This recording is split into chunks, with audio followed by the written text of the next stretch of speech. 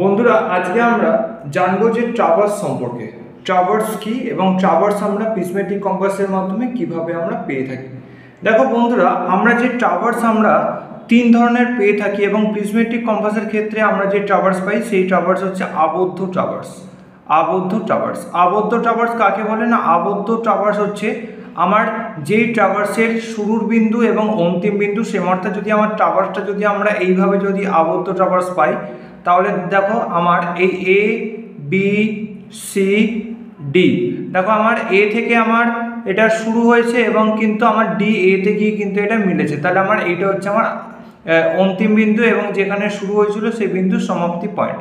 তাহলে আমার এটা হয়ে গেল আবদ্ধ ট্রাভার্স। এবং এই আবদ্ধ ট্রাভার্সে প্রিজমেটিক কম্পাসে আমরা দুটো বিয়ারিং পাবো, একটাকে আমরা বলি ফরওয়ার্ড বিয়ারিং অর্থাৎ এফবি, আর আরেকটাকে আমরা বলবো ব্যাকওয়ার্ড বিয়ারিং বা তাকে আমরা বলবো বিবি।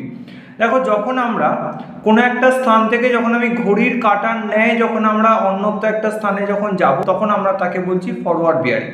আর যখন সেটা আমার ঘড়ির কাঁটার বিপরীত দিকে হবে, অর্থাৎ যখন আমরা তার উল্টোভাবে যখন আমরা এইখান থেকে এই দিকে যাব, তখন আমরা তাকে কি বলবো? তখন আমরা তাকে বলছি ব্যাকওয়ার্ড বিয়ারিং। দেখো, ছবির মধ্যে আমাদের একটা গ্রাউন্ড রয়েছে, আমরা বলছি স্কুল গ্রাউন্ড। এই স্কুল গ্রাউন্ডের মধ্যে চারটে দিক রয়েছে, এ, আরেকটা রয়েছে বি, আরেকটা রয়েছে সি, আরেকটা রয়েছে ডি।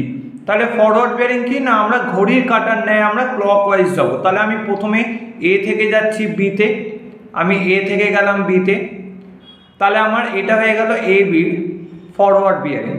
আবার আমি যদি বি থেকে যদি এর দিকে যদি আসি, আমি যদি উল্টো দিকে যদি যাই বি থেকে এর দিকে, তাহলে কি আমি অপোজিটের দিকে যাচ্ছি, তখন সেটা কি হয়ে যাবে?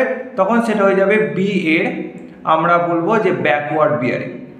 আবার যদি আমি বি থেকে যদি সি এর দিকে যদি আসি, তাহলে আমরা ক্লকওয়াইজ আমরা যা যাচ্ছি, তাহলে আমার কি হয়ে যাবে? তখন এটা হয়ে যাবে আমার বিসির ফরওয়ার্ড বিয়ারিং। আবার যদি কখনো আমি যদি সি থেকে যদি আমি বি এর দিকে যাই, মানে উল্টো দিকে যদি আমি যাই অপোজিট দিকে, তখন কি হয়ে যাবে? তখন সেটা হয়ে যাবে সিবির ব্যাকওয়ার্ড বিয়ারিং। তাহলে এইভাবে কিন্তু আমরা কিন্তু প্রিজমেটিক কম্পাসে যখন আমরা ট্রাভার্স অঙ্কন করব, প্রথমে কিন্তু আমাকে যে গ্রাউন্ড সিলেকশন করতে হবে, সেই গ্রাউন্ডের মাধ্যমে কিন্তু ফরওয়ার্ড বিয়ারিং এবং ব্যাকওয়ার্ড বিয়ারিং কিন্তু চিহ্নিত করতে হবে। Prismatic compass related details video আমি শীঘ্রই ইউটিউব চ্যানেলে নিয়ে আসছি তোমাদের জন্য। ধন্যবাদ।